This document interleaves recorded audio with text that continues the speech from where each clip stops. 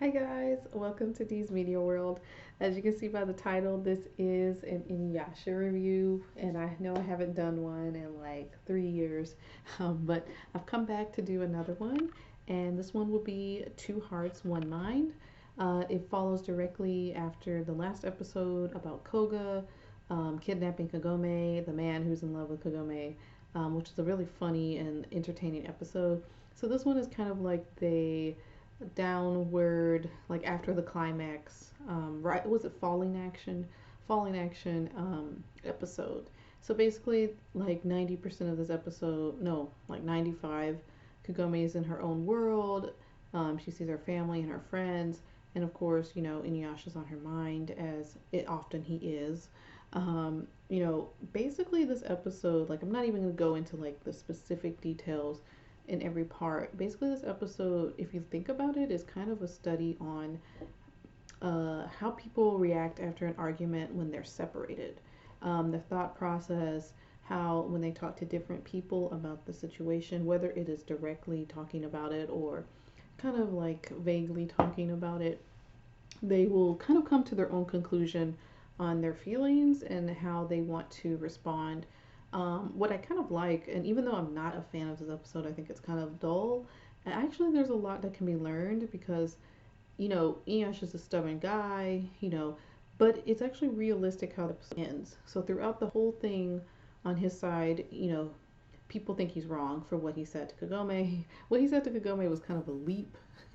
It was very emotional. Kagome and Inuyasha are both very emotional fighters. They're not logical fighters, and I'm talking about verbally. Inuyasha in general is very emotional, but when they talk to each other, there's just like no filter. So they'll blow up, and then they'll go their own ways.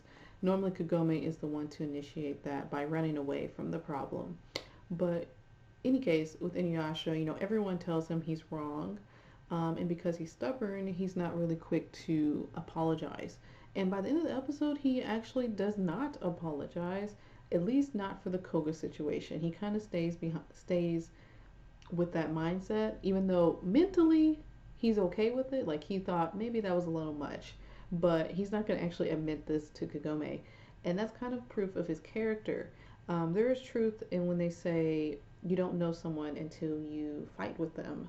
And this is true for Inuyasha. When you fight with Inuyasha, he is kind of like literally like a dog with his tail between his legs, but he's not really willing to apologize for it. He'll go back for Kagome, but his pride won't allow him to make a formal apology. Kagome is similar. She has more of an emotional journey this episode. She's angry at the beginning, but then when she talks to her friends about it, when she thinks about it on her own, she does a lot of thinking about it on her own too. She kind of just comes to the conclusion that Inuyasha is just the way he is, and so if she wants to continue on with life, she just has to be the bigger person and move on. And there is a question of, is that the way to deal with a relationship? Now, at this point, Inuyasha and Kagome are basically just friends, or like best friends, close friends. It's unclear, I suppose, in my opinion. But that's something to learn from this, because if you fight with someone, and I've told my friends this, I've seen it in my own life, when you fight with someone, that really shows, how they respect you or don't respect you, and what type of fighting style they have. Is this something you want to deal with? Are they someone who, when you fight with them, they can sit down, be calm, and have a conversation? Can they express their feelings? Or are they someone who blows up and like acts out of character when they're angry? Oh, my light went out. It's fine.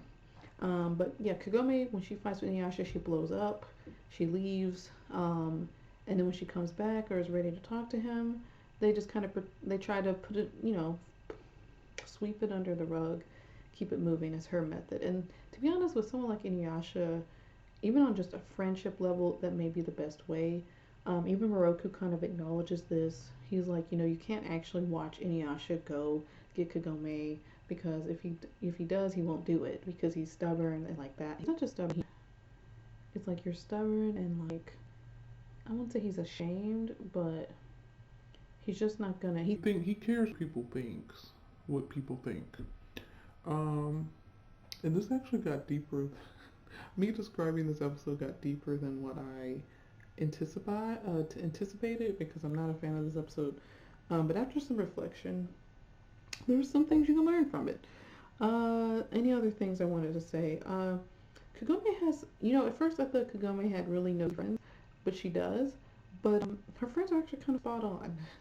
Like they pick up really quickly that Inuyasha is, I wouldn't say abusive, but that the relationship is not healthy. And I've always felt, well, not always, but the last couple of years I felt that Kagome and Inuyasha's relationship was never healthy or not healthy, on many reasons. I could probably do a whole video on why their relationship is not healthy on both ways. Some people don't. Inuyasha, I think together they're terrible as a couple. They have too many issues. But in any case, her friends pick up on really quickly how their relationship is not healthy. And it made me wonder if the creator of the show kind of thought that too. I'm not sure.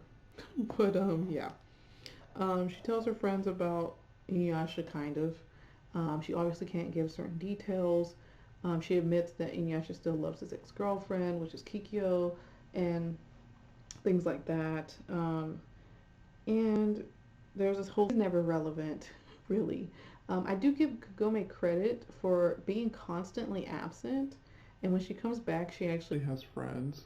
Like in high school, if you were gone all the time like that, you probably would come back and nobody would really care. Like they might be interested in like where'd you go, what you been doing, but like your friend, she has loyal friends. I'll give her that. They're nosy, but they're loyal for teenage girls. Hojo has a burning torch for her, even though to my understanding they have not interacted much. So I'm not sure what he likes about Kagome because he doesn't seem to know her too well because she's never around, and even before Inuyasha showed up, I don't remember them being friends or something like that. So I don't know. All right, let me see if there's any other details. And yes, one of her friends says, "Don't settle for less," literally. Yeah, but Kagome does. Anyway, most people do settle for less. There's a lot of stuff with Shippo. Some of it is annoying. Some of it is hilarious. The drawing he makes of Kagome and Inuyasha and Koga is actually really funny and really well drawn. Like, what if the whole show was drawn with that style? Or not the whole show, but like an episode was drawn in that style. I think that would be really fun. Um, but yeah, that's kind of it for this episode. There isn't a lot going on. There is going to be another time coming up soon where Kagome does go back home because, not even because of a fight. And that episode is actually one of my favorites, if you know what I'm talking about. So I'm looking forward to reviewing that, but it's going to be a little while, like 10 more episodes roughly. But yeah, I think that's it for today. I hope you guys have a good day, and I will see you next time. Bye.